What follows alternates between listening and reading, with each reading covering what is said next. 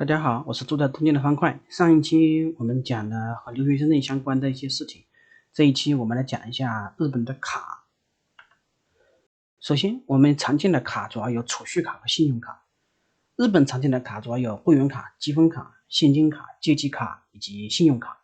很多人一看到我把会员卡和积分卡放到这边来，可能会在考虑为什么会把它放到这边来。但是呢，在日本会员卡与积分卡，它们有一些性质会和这里的一些现金卡以及信用卡重合，所以说我们这里把它会放在一个模块里面来讲。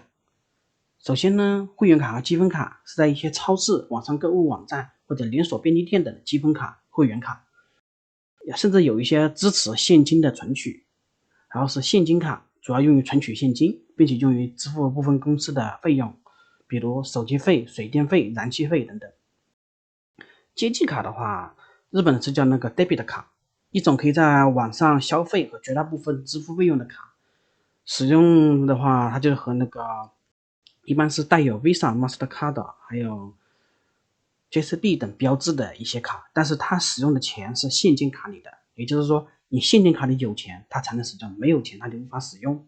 然后是信用卡，信用卡的话就是我们理解的概念的和常规信用卡一样，这个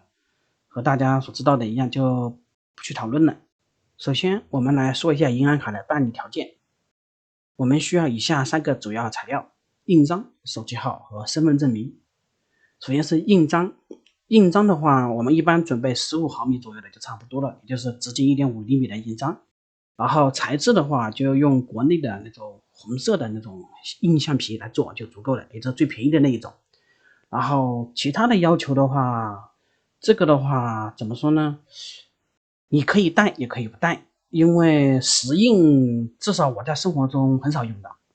除非你是公司里的干部或者其他的方面的话，你用的比较多。如果你用的比较少的话，我带一个15毫米左右的可以通用绝大部分地方。然后是手机号，手机号的话，这个一开始刚来到日本，如果你没有信用卡的话，你很难办理得到，因为它是需要绑定一个支付的，所以说这个后面会提到。然后是身份证明，主要是在留卡，这个在你第一次登陆日本的时候，海关那边会打印出来并发给你。接下来我们来说一下银行卡的办理条件2，主要和时间相关的。第一是来日6个月以内，来自6个月以内的话，我们只能办理部分银行的银行卡，比如邮政、三菱银行、三井住友银行、瑞穗银行。其中邮政银行办理是不需要手机卡的，但是三菱银行、三井住友银行、瑞穗银行当年在我办理的时候是需要手机卡的。然后是来自6个月以后，6个月以后的话，你可以办理几乎所有银行的银行卡，这点大家可以安心。上面我们不是说到有一些银行办理是需要手机号的吗？所以这里就是我们带信用卡来的原因。一，你可以办理手机；二是可以电器、燃气、水电费的支付；三是生活费，是紧急情况的取现，以及5的分期。最主要的是办理手机，因为你在办理手机的话，你可以在第一时间就把手机号拿到手，然后去办理除了邮政以外的3个银行的银行卡。后面的4个呢，主要是看大家带来日本的日元现金够不够多。如果日元的现金不够多的话，那么带信用卡过来就能很好的帮你满足支付后面的各种各样的费用，比如是水电费、燃气费的支付、生活费，还有一些紧急情况取现以及分期等等。我们前面说了银行卡办理时间相关的一些问题，接下来我来说一下在日本6个月以后我推荐的一种银行的银行卡，这个就是 Seven 银行。Seven 银行的话是我在从学生时代开始就一直使用的银行卡，它有很多优点，其中就有以下4个优点。第一个是1年365天，每天的早上7点到下午7点之间，你的取款是免手续费的。其他银行的话，除非你是在他们银行的 ATM 机上取现，不然的话都是要收手续费的，一般是110到220不等。然后呢，就说到第二个优点 ，ATM 的数量。Seven 银行的 ATM 是非常多的，只要有711便利店，它就有 Seven 银行的 ATM 机。所以说你只要在手机上输入711便利店，你就能找到 ATM。其他银行的 ATM 是比较少的，所以说这也是我有点不太推荐其他银行的原因。第3个优点就是现金卡和 debit 卡，也就是借记卡的2合1，可以直接网上购物和当做工资卡。然后 debit 卡的话，因为它带有那个国际使用的那个标识，也就是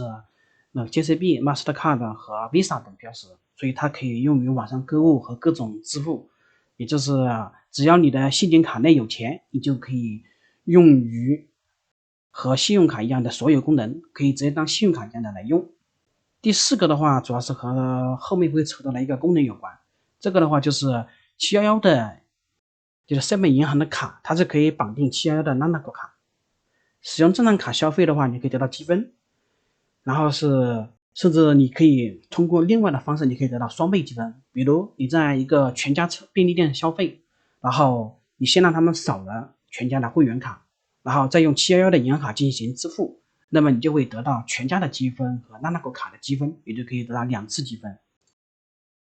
下面说到的就是和积分卡、会员卡与信用卡相关的一些知识。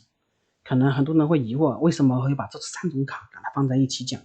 这个主要是现在日本一种比较特殊的模式造成的。日本现在的一些，比如说全家、711、乐天、手机运营商，还有Yodobashi Camera，他们都有自己的会员卡和积分卡，并且他们的会员卡和积分卡可以同时用绑定和申请与他们相关的一些信用卡，也就是说，你用他们的信用卡消费，你也可以积累积分。但是怎么个积累法的话，不太确定，因为他们会经常办理活动，所以说积分的方式也不太一样。但是基本上的话，和一般的现在的积分模式没有太大区别。也就是说，你用，比如说你去全家消费，你用Yodobashi Camera的那个信用卡去消费，那么你也可以同时得到全家的积分和Yodobashi Camera的积分，所以说算是一个非常不错的一个小知识吧。最后非常感谢大家的观看，如果我的视频对大家有帮助，希望大家帮忙点赞和分享。如果大家对我的内容感兴趣，也欢迎订阅我的频道，我会继续分享日本生活相关的经历和经验。谢谢。